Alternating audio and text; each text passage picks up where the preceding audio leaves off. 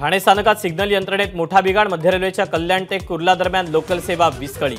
पहिल्या 2 तासात राज्यात 6.52% मतदान। सकाळी 9 वाजेपर्यंत नंदुरबारमध्ये सर्वाधिक 8.43% तर शिरूरमध्ये सर्वात कमी 4.97% मतदान। तरुणाईसह ज्येष्ठ नागरिक मतदानाच्या रांगेत। लोकसभा निवडणुकीच्या चौथ्या टप्प्यासाठी मतदान। 10 राज्यातील 96 जागांवर मतदान। राज्यात चौथ्या टप्प्यासाठी आज 11 मतदारसंघात मतदान। अमोल कोल्हे, आढळराव पाटील, इम्तियाज जलील, श्रीरंग बारणे, रक्षा खडसेंनी बजावला मतदानाचा हक्क। नाशिक आणि अहमदनगरमध्ये पैसे वाटल्याचा संजय राऊत आणि राष्ट्रवादी शरदचंद्र पवार पक्षाचा आरोप। मुख्यमंत्र्यांच्या 2 तासांच्या दौऱ्यासाठी एवढ्या जड बॅगा का? संजय राऊतांचा सवाल।